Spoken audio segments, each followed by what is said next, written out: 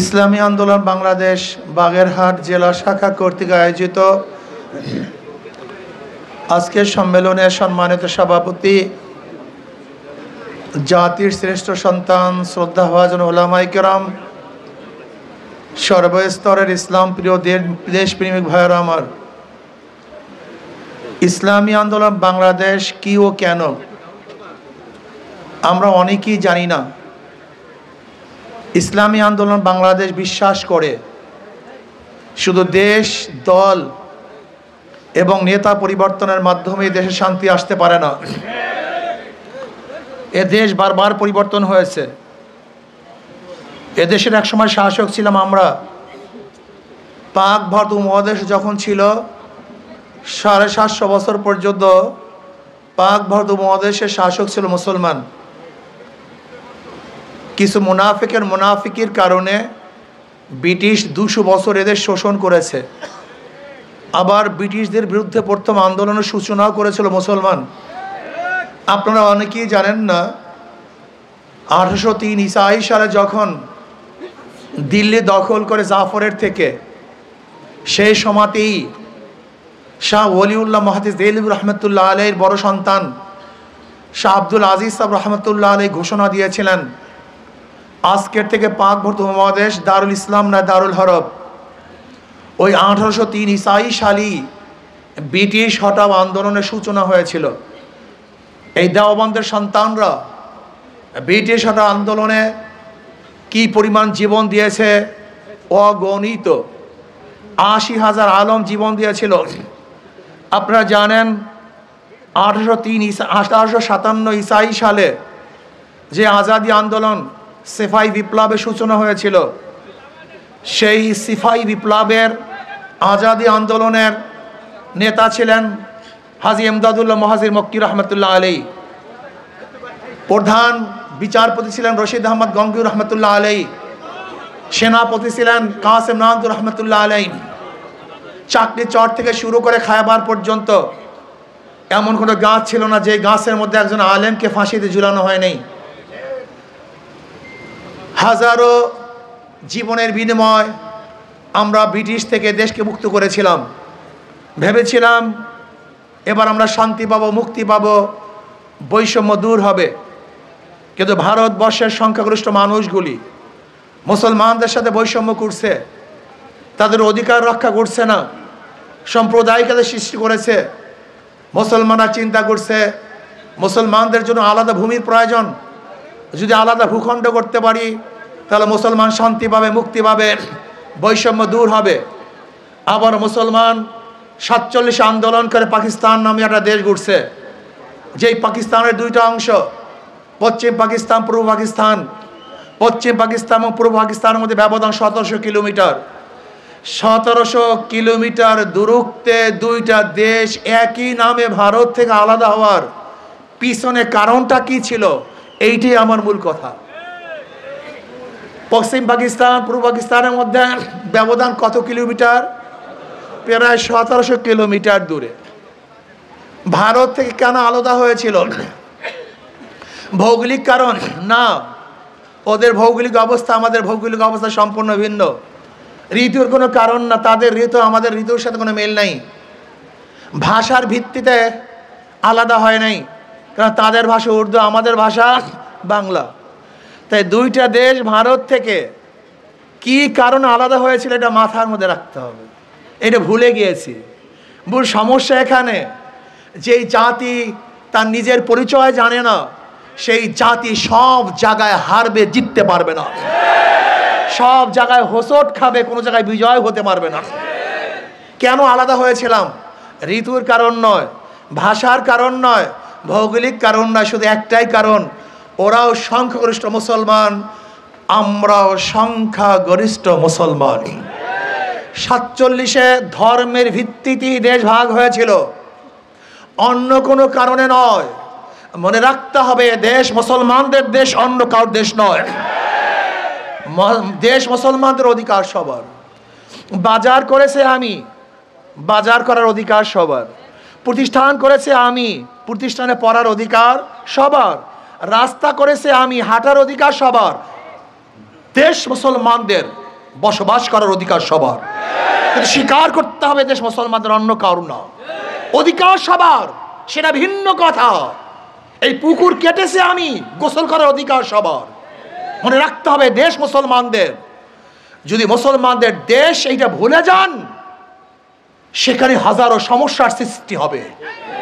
সেখানেই আসবে সেকুলার, সেখানেই আসবে ডেমোক্রেসি, সেখানেই আসবে সোশ্যালিজম, সেখানেই আসবে কমিউনিজম, সেখানে হাজারো হাজারো মত নীতি আদর্শ আসবে। কিন্তু আপনার আমার মাথা যতক্ষণ থাকবে এদেশ মুসলমানদের, তখন অন্য কোনো নীতি আদর্শ এখানে স্থানই পাবে না। ভেবেছিলাম মুসলমানদের জন্য আলাদা ভূখণ্ড হলে বৈষম্য দূর হবে, মানুষ শান্তি পাবে, মুক্তি পাবে। কিন্তু না, আমরা কি দেখলাম, পশ্চিম পাকিস্তানের মানুষগুলি পূর্ব পাকিস্তানের মানুষের সাথে বৈষম্য করছে, বৈষম্য রক্ষা করছে না, তারা বৈষম্য করছে। আমরা আবার আন্দোলন করলাম ৭১-এ। আমাদের স্লোগান কি ছিল? সাম্য, মানবিক মর্যাদা, সামাজিক ন্যায় বিচার।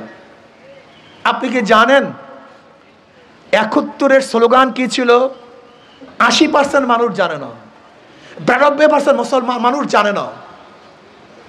সেখানে নন সম্প্রদায়কে তো কোনো কথাই ছিল না।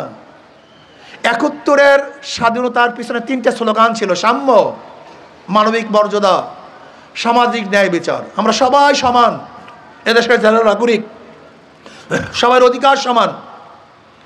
জেলে, কামার, মজদুর, ঋষি, তাঁতি, পুরুষ, মহিলা, মুসলমান, হিন্দু, বৌদ্ধ, খ্রিস্টান, যারা এদেশের নাগরিক হবে প্রত্যেকের অধিকার সমান।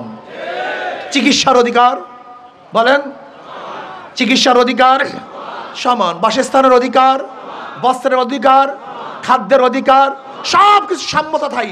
সব জায়গায় সাম্যতা চাই। চাকরির মধ্যে সাম্যতা চাই, হাঁটার মধ্যে সাম্যতা চাই, চলার মধ্যে সাম্যতা চাই, খাদ্যের মধ্যে সাম্যতা চাই, বস্ত্রের মধ্যে সাম্যতা চাই, চিকিৎসার মধ্যে সাম্যতা চাই। আমরা সাম্যতা চাই। কিন্তু আমরা কি দেখেছি? তারা সাম্যতা রক্ষা করছে না। আজকে আশরাফুল মাখলুকাতের মর্যাদা নেই, এর জন্য মানবিক মর্যাদা। আশরাফুল মাখলুকাত, চাই সে ন্যাংরা হোক, লুলা হোক, বোবা হোক, কানা হোক, কোরা হোক, ঋষি হোক, কামার হোক, মজদুর হোক, চাষি হোক, সে আশরাফুল মাখলুকাত। তাকে শ্রদ্ধা করতে হবে, তাকে সম্মান দিতে হবে, তাকে মহাব্বত করতে হবে, ভালোবাসতে হবে। কিন্তু আমরা কি দেখেছি? আজকে আমাদের মাথার ঘাম পায়ে ফেলানো টাকা দিয়ে যে অফিসারদেরকে পালতেছি, যে চাকুরিজীবীদেরকে পালতেছি, সেখানে বাংলাদেশের নাগরিকরা ঢুকলে অফিসের মধ্যে মনে হয় যেন কুকুর ঢুকেছে, কুকুরের শ্রদ্ধা সম্মান আছে, আশরাফুল মাখলুকাতের শ্রদ্ধা সম্মান নাই। অথচ আপনারা কি জানেন আপনারা কারা? আপনারা কারা জানেন? আপনাদের পরিচয় জানেন? আপনারা সবাই মালিক। চাকুরিজীবী, চাকুরিজীবী অর্থ কি? চাকরগিরি করে যে জীবিকা নির্বাহ করে তারে বলা হয় চাকরিজীবী। আইনজীবী, যে আইন ব্যবসা করে জীবিকা নির্বাহ করে, আইনজীবী। চাকুরিজীবী, যে চাকরগিরি করে জীবিকা নির্বাহ করে, তাকে কি বলা হয়? চাকরিজীবী। তারা তো চাকুরি করে। কার চাকুরি করে? এই বাংলাদেশের নাগরিকের। আপনারা দেন, তারা নেয়। আপনারা মালিক, তারা আমাদের চাকর। অথচ আশরাফুল মাখলুকাত, এই বাংলাদেশের জনগণের কোনো মূল্য নাই, ইজ্জত নাই, সম্মান নাই। যেখানে প্রত্যেকেই লেখা থাকে জনগণের খেদমত করব, সেখানে কেউ খেদমত করতে পারে না, খেদমত করতে চায় না, বরং জনগণ তাদেরকে খেদমত করে। তারা বাদশা হয়ে গেছে। না, আমরা চাই এই মানব শক্তির মর্যাদা দিতে হবে।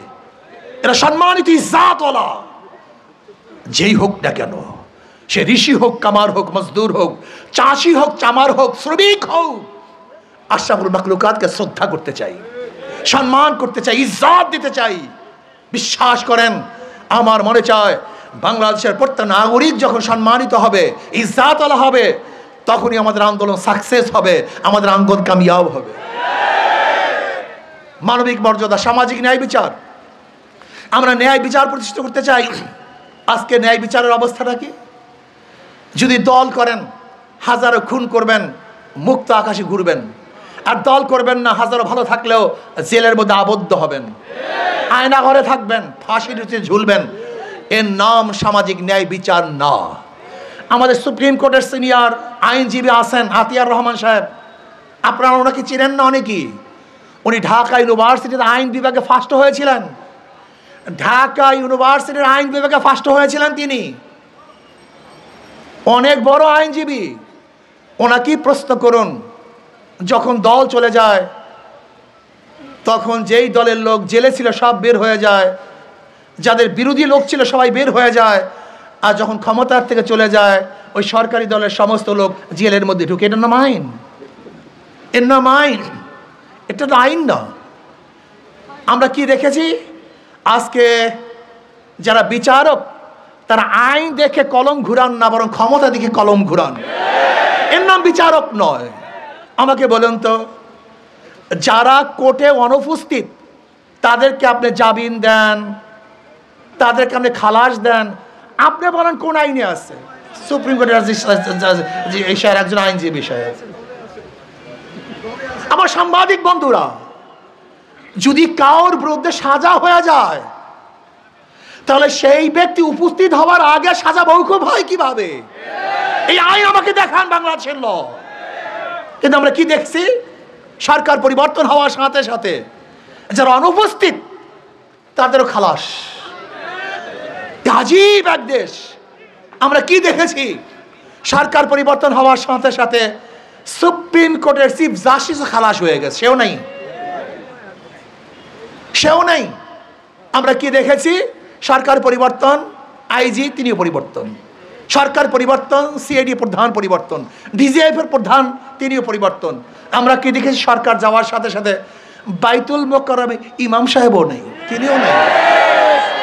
আপনি বুঝতে পেরেছেন দেশ প্রশাসনের অবস্থাটা কি, কোন জায়গায়? বুঝছেন?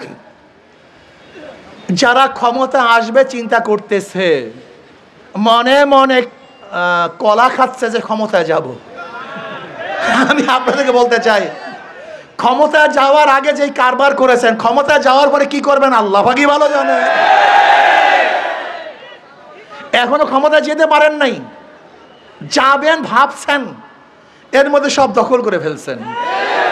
আইনজীবীদের হাতের মধ্যে নিজেদের লাগাম লাগিয়ে দিয়েছেন। আইনজীবীরা এখন নিজেদের অনুযায়ী, আইন অনুযায়ী কথা বলতে পারে না। বিচারকরা নিজের অনুযায়ী রায় প্রদান করতে পারে না। যদি ক্ষমতায় যান তখন কি করবেন আল্লাহ পাকই ভালো জানে। জাহিন আল্লাহ, তুমি কি করো? সব জায়গায় চাঁদাবাজি, মাস্তানি, গুন্ডামি, বদমাশি, দখলদারি, খুন খারাপি। ক্ষমতায় যাওয়ার আগে স্বামীকে বেঁধে রেখে স্ত্রীকে হত্যা করা হয়, স্ত্রীকে ধর্ষণ করা হয়েছে। ক্ষমতায় যাওয়ার আগে অবস্থাটা কি? বগুড়ায় দেখেছেন, এক বিএনপির লোক মেয়েকে বিবাহ করার প্রস্তাব দিয়েছে, কিন্তু বাবা রাজি নন। সেই মেয়ের সামনে বাবাকে হত্যা করা হয়েছে। তজুমুদ্দিনে দেখেছেন, ভোলা তজুমুদ্দিনে চাঁদা চাওয়ার পরে চাঁদা না দেওয়ার কারণে স্বামীকে বেঁধে রেখে দলবদ্ধভাবে স্ত্রীকে ধর্ষণ করেছে। আরো ভোট দেন, দল করেন, সামনের করা করেন। আপনারা দেখেছেন ঢাকায় নিজেদের দলের লোককে চাঁদা না দেওয়ার কারণে পাথর দিয়ে হত্যা করা হয়েছে। আপনারা কি দেখেছেন? বস্তুনিষ্ঠ সংবাদ পরিবেশন করার কারণে এই সাংবাদিকদেরকে গাজীপুরে মাথা ইট দিয়ে থেতলিয়ে দেওয়া হয়েছে। কয়েকদিন আগে দেখেছেন বিভিন্ন জায়গায় সাংবাদিক অ্যাসাল্ট করা হয়েছে। সত্য কথা কেন বলো? আমি চুরি করব, চাঁদাবাজি করব বলবা কেন? আমরা যখন চাঁদাবাজির বিরুদ্ধে কথা বলা শুরু করেছি তখন আমাদের বিরুদ্ধে স্লোগান উঠছে, নেশা খায়, মিথ্যা কয়, পীর সাহেব চর্ম নেই। কোথায় নেশা খেলাম? কি মিথ্যা বললাম? একটা প্রমাণ দেখিয়ে দাও। একটা, দুইটা না। চরমনায় পীর সাহেব স্টেজে বসে মিথ্যা কথা বলছে, একটা প্রমাণ দেখিয়ে দাও। যে চরমনায় পীর সাহেবের কাছে এসে হাজারো নেশাখোর তারা নেশা ছেড়ে দিয়েছে, হাজারো গাঁজাখোর কলকে ভেঙে ফেলেছে, হাজারো মদখোর মদের পিতা বোতলকে ভেঙে চুরমার করে ফেলেছে, হাজারো গুন্ডা বদমাশ ডাকাত আল্লাহর ওলি হয়ে গেছে। তাদের বিরুদ্ধে স্লোগান দাও, নেশা খায়, মিথ্যা বলে, পীর সাহেব চর্ব নেই। সময় আসতেছে গজবের, ছেড়ে দেন না। আশ্চর্য বিষয়, আজকে বিএনপির অবস্থা বক্তৃতা দেখলে আমরা নাকি চরের দল, আমরা নাকি ভণ্ড। পীর সাহেব চরমনার মাধ্যমে হাজারো ভণ্ড লোক হেদায়েত পেয়েছে। আশা করি ইনশাআল্লাহ এই কাফেলার মাধ্যমে তোমাদেরকে হেদায়েত করা হবে ইনশাআল্লাহ। সে সময় আসতেছে ইনশাআল্লাহ, অপেক্ষা করো। এক সাংবাদিক আমাকে প্রশ্ন করেছে, হুজুর বিএনপির এত ভোট। আমি বলি না, বিএনপির তো কোনো ভোট নাই। হুজুর কি বলেন, এত ভোট, সব জায়গায় সংগঠন। আমি বললাম বিএনপির কোনো ভোট নাই। এক সময় ভোট ছিল মুসলিম লীগের, এরপরে ভোট আসছে আওয়ামী লীগের, এরপরে ভোট চলে গেছে বিএনপির, এরপরে ভোট চলে গেছে জাতীয় পার্টির, এরপরে ভোট চলে গেছে জোট সরকারের কাছে। বিএনপির ভোট কই? ভোট তো পরিবর্তনশীল। জনগণ কেন ভোট দেয়? তার নিরাপত্তার জন্য। এই যে ঢাকা ইউনিভার্সিটিতে ছাত্রীরা কেন ভোট দিয়েছে? সবাই কি সেই দল করে? না, সবাই সেই দল করে না, নিরাপত্তার জন্য ভোট দিয়েছে। ঢাকা ইউনিভার্সিটি নির্বাচনে হারছে কারা? বামপন্থীরা হারছে, রাম বামেরা ডুবছে এবং ভারতের কবর রচনা হয়েছে। এটা অন্য কিছু বিজয় নয়, এটা রাম বামদের বিরুদ্ধের বিজয়, এটা ভারতের কবরের বিজয়। মনে রাখতে হবে, এদেশের মানুষ, জনগণ কেন ভোট দেয়? নিজের জান মাল ইজ্জাতের রক্ষার জন্য। আমাকে অনেকেই প্রশ্ন করে, হুজুর আওয়ামী লীগের নেতারা পলায়ন করেছে, কিন্তু অনেক ভোটাররা তো পালায় নেই, তাদের ভোট কোথায় যাবে? আমি বললাম, যাদের কাছে তাদের জান মালে নিরাপত্তা আছে তারা তাদেরকে ভোট দেবে। ওরা জানে কার কাছে জান মালে নিরাপত্তা। বাংলাদেশের হিন্দুরা জানে কাকে ভোট দিলে তারা নিরাপদ থাকবে, তাদের জান মাল ইজ্জাতের কোনো ক্ষতি হবে না, তাদের সুন্দরী মেয়েগুলি রাস্তায় হাঁটলে ইফটিজিংয়ের শিকার হবে না, হিন্দু মেয়েরা ধর্ষিত হবে না, তাদের বাজারকে লুটপাট করা হবে না, ব্যবসা বন্ধ করা হবে না। কাদের কাছে নিরাপদ তারা ভালো মতো জানে। তারা জানে ওদের মার্কার মধ্যে ধোঁকাবাজি। যারা নৌকা নির্বাচন করে নৌকা চালাতে পারে না, যারা ধানের শীষী নির্বাচন করে যারা ধান কাটতে পারে না, যারা নাঙ্গল নির্বাচন করে কেউ নাঙ্গল চালাতে পারে না, যারা কুঠা নিয়ে নির্বাচন করে কেউ নিজে কাটতে পারে না, যারা গরুর চাকা নির্বাচন করে নিজেরা গরুর গাড়ি চালাতে পারে না। সব মার্কাগুলি গরিবদের। নৌকা চালায় কারা? কথা বলেন। ধান কাটে কারা? নাঙ্গল চালায় কারা? কিন্তু যারা এই মার্কাগুলি নির্বাচন করে একটাও গরিব না। কথাটা বুঝাতে পারি নাই। তার মানে ধোঁকাবাজি। কিন্তু হাত পাখা এমন একটা প্রতীক যে হাত পাখা নির্বাচন করে সেও ঘুরাতে পারে, যারা সমর্থন করে তারাও চালাতে পারে। হাত পাখা চালাতে পারে পুরুষরা, হাত পাখা চালাতে পারে মহিলারা। হাত পাখা প্রয়োজন মুসলমানদের, হাত পাখা প্রয়োজন বন্ধুদের, খ্রিস্টানদের, বৌদ্ধদের। হাত পাখা চালাতে পারে বড়রাও, হাত পাখা চালাতে পারে ছোটরাও। শোনেন আরো মজার কথা, একটা হাত পাখা দেখি। এই যে দেখেন হাত পাখা। শোনেন, ঘুমের সময় কারোর মার্কা বুকের উপরে থাকে না, ঘুমের সময় নৌকা বুকের উপরে থাকে না, নাঙ্গল না, ধানের শীষ না, গরুর চাকার না, কুঠার না, কিন্তু ঘুমের সময় যেই মার্কাটা কলিজার উপরে থাকে সেইটার নাম হাত পাখা। কারেন্ট ফেল করে, হাত পাখা ফেল করে না। হাত পাখা শুধু মুসলমানকে শান্তি দেয় না, হাত পাখা শান্তি দেয় হিন্দু, বৌদ্ধ, খ্রিস্টানদেরকেও। হাত পাখা শুধু বড় লোকের প্রয়োজন না, হাত পাখা প্রয়োজন গরিবদেরও। আমি বিশ্বাস করি হাত পাখা বিজয় হবে তো জনগণ বিজয় হবে, হাত পাখা বিজয় হবে, দেশ বিজয় হবে ইনশাআল্লাহ। প্রিয় ভাইরা আমার, ইসলামী আন্দোলন বাংলাদেশ কি চায় আপনারা জানেনই না কি চায়। আজকে যারা সাংবাদিক আছেন, যদি সরকার পরিবর্তন হওয়ার পরে আপনাদেরকে পালাতে হয়, তাই কি সংবাদ পরিবেশন করেছেন? আজকে আওয়ামী লীগ যাওয়ার পরে হাজারো সাংবাদিক দেশে নাই, চলে গেছে। এর নাম সাংবাদিক? এর নাম সাম্প্রদায়িকতা? এই সাংবাদিকতা না, ভুল করেছেন। সাংবাদিককে অনুরোধ করব, যদি আমি মিথ্যা হই আমার ব্যাপারে মিথ্যা কথা বলবেন, যে মিথ্যা, এ মিথ্যুক। আমি যদি সত্যবাদী হই আমাকে সত্যবাদী বলবেন। লালকে লাল বলা, কালোকে কালো বলা, সাদাকে সাদা বলাই আপনাদের দায়িত্ব। আপনারা পক্ষপাতিত্ব করবেন কেন? চোরদের বিরুদ্ধে কথা বলবেন, ধোঁকাবাজের বিরুদ্ধে কথা বলবেন, চাঁদাবাজের বিরুদ্ধে কথা বলার দায়িত্ব আপনাদের। আসুন আমরা সম্মিলিতভাবে 53 বছর যাদের কাছে রাষ্ট্র দিয়েছি, তারা দুর্নীতিতে রাষ্ট্রকে 5 বার চ্যাম্পিয়নশিপ করেছেন। বিএনপির এখন স্লোগান কি? জিয়াউর রহমান সাহেব এইটা করছে, জিয়াউর রহমান সাহেব এইটা করছে। আচ্ছা বলেন তো, জিয়াউর রহমান সাহেবের আদর্শের বুলি দিয়ে, এই বক্তৃতা দিয়ে সত্তা সাহেবকে ক্ষমতা আসছিল না? কিন্তু সে কে করেছে? জিয়াউর রহমান সাহেব এইটা করছে, সে সেইটা করেছে। 91-তে এই স্লোগানের মাধ্যমে খালেদা জিয়া ক্ষমতায় আসে নাই, সে কি করেছে? জিয়াউর রহমান সাহেব এইটা করছে, তার আদর্শ দিয়ে 2001-এ বিএনপি ক্ষমতায় ছিল না? তারা কি করেছে? হ্যাঁ, কি করেছে আমরা জানি। এই বিএনপি 91 থেকে 2001 পর্যন্ত, 2006 পর্যন্ত দেশকে দুর্নীতিতে 5 বার চ্যাম্পিয়ন করছে। কয়বার? 1-2 বার না, গোটা বিশ্বের মধ্যে দুর্নীতিতে 5 বার চ্যাম্পিয়নশিপ করছে এই বিএনপি। আর আগামীতে যদি আল্লাহ না করুক, জানি না, আমার বিশ্বাস হয় না জনগণ তাদেরকে ভোট দিবে।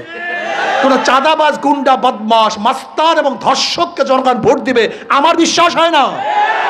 যাদের মাথার মধ্যে ঘিলু আছে, যাদের মাথার মধ্যে ঘিলু নাই, আরে পাগল তো যা ইচ্ছা তাই করতে পারে, সেটা ভিন্ন কথা। কিন্তু যাদের বিবেক আছে, বুদ্ধি আছে, চক্ষু আছে, তারা কোনো অবস্থাতেই, যারা ক্ষমতায় যায় নাই সেই অবস্থায় এই যদি যায়, এই দোকান খুলতে পারবেন না, আল্লাহর বান্দা ব্যবসা করতে পারবেন না, ধারণা করি আল্লাহ না করে সুন্দরী মেয়েরা রাস্তায় হাঁটতে পারবেন না। আর হিন্দুদের অবস্থা কি হয় আল্লাহ কি বলা জানে, জানি না। আসুন না, জীবন বড় ওদেরকে পরীক্ষা করেছেন, একটা বার ইসলামকে পরীক্ষা করুন। কয়টা বার? মাত্র একটা বার। অনুরোধ করছে 2 হাত জোর করে। ওদেরকে বারবার পরীক্ষা করেছেন, বারবার ফেল করেছে, আবার পরীক্ষা করেছেন, আবার ফেল করেছে। ওদেরকে বার জিয়াউর রহমান সাহেব পরীক্ষা করেছেন, সত্তার সাহেবকে পরীক্ষা করেছেন, খালেদা জিয়াকে পরীক্ষা করেছেন 2 বার 3 বার। কয়বার? 15 ফেব্রুয়ারি এক নির্বাচন হয়েছিল 96-তে, সেখানেও কিন্তু খালেদা জিয়া প্রধানমন্ত্রী হয়েছিল। খালেদা জিয়া এট এ টাইম 3 বার প্রধানমন্ত্রী ছিলেন, 91 থেকে 96, 15 ফেব্রুয়ারি নির্বাচনেও এককভাবে নির্বাচন করে মাত্র 16 দিনের জন্য প্রধানমন্ত্রী ছিলেন। তা আপনারা জানেন না, বুঝলা গেছেন তো সব। বাঙালি গোষ্ঠীর ভোলার স্মৃতিশক্তি 40 দিন। এই যে আওয়ামী লীগ যা কিছু ঠ্যাঙ্গাইছে 40 দিন পর সব ভুলে যাবে, কোনো টেনশন নেই, এটাই ফেরেস্তা। এটা এই জাতির অভ্যাস, এরা সব ভুলে যায়, এরা ভোলা গোষ্ঠী। আচ্ছা বলেন তো, বিএনপি এত ভালো, তাহলে 2006-তে তাদের বিরুদ্ধে আন্দোলন করলেন কেন? মাইনুদ্দিন ফখরুদ্দিন আসলো কেন? এই দুইটাকেই হটাও, এই স্লোগান উঠলো কেন? মনে নাই? বাঙালি সব ভুলে গেছে, সব ভোলার গোষ্ঠী। আমরা ভুলি না সহজে। আপনারা ওদেরকে বারবার পরীক্ষা করেছেন, নৌকাকে পরীক্ষা করেছেন, নাঙ্গলকে পরীক্ষা করেছেন, ধানের শীষকে পরীক্ষা করেছেন, কিন্তু হাত পাখাকে একবারও পরীক্ষা করেন নাই, ইসলামকে একবারও পরীক্ষা করেন নাই। আমি অনুরোধ করব, একটা বারের জন্য ইসলামকে পরীক্ষা করুন, হাত পাখাকে পরীক্ষা করুন। যদি ফেল করি, দ্বিতীয়বার পরীক্ষা হলেই ঢুকবো না, পরীক্ষা দিতে আসবই না ইনশাআল্লাহ। ইসলাম কোনোদিন ফেল করা পার্টি না। ইসলাম আগেও ফেল করে নাই, এখনো ফেল করবে না, ভবিষ্যতে ইসলাম ফেল করবে না ইনশাআল্লাহ।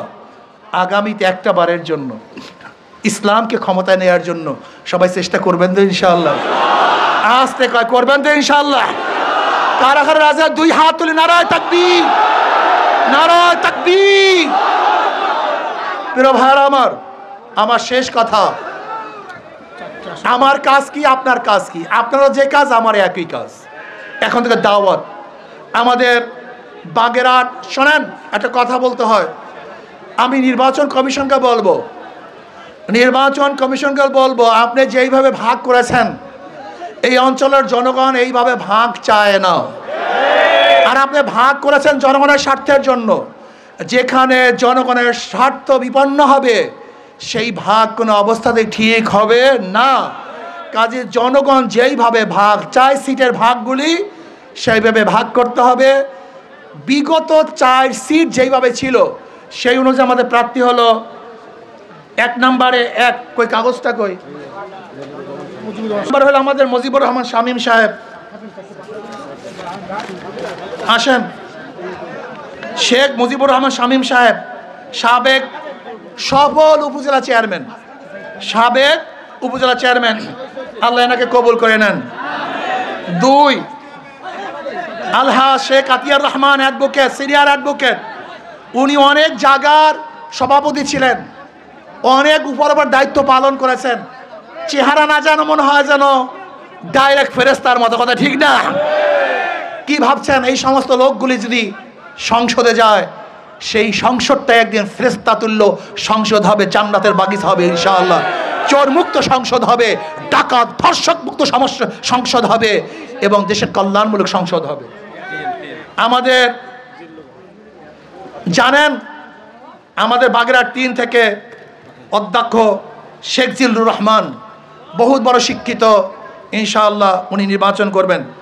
আর বাগেরহাট 4 থেকে আমাদের জনপ্রিয় বক্তা, সবাই তাকে চেনেন, হযরত মাওলানা ওমর ফারুক নূরি সাহেব, আল্লাহ সবাইকে কবুল করে নেন। আর আমরা চেষ্টা করতেছি এখন সংসদীয় আসনগুলি আগের মতোই করার জন্য। এরপর আমি বলবো যারা যাদের দায়িত্ব দেওয়া আছে সমস্ত দায়িত্বশীল আপনাদের স্ব এরিয়ার মধ্যে আপনারা কাজ করবেন, সর্বোচ্চ কাজ করবেন। আর যদি ইনশাআল্লাহ আগামীতে সম্মিলিত ইসলামী জোটগুলি ঐক্যবদ্ধভাবে যদি একটা বাক্স দিতে পারি তাহলে শিয়ালরা এই দেশ থেকে পালাতে বাধ্য হবে। আল্লাহ আমাদের সবাইকে কবুল করে নেন। আল্লাহ।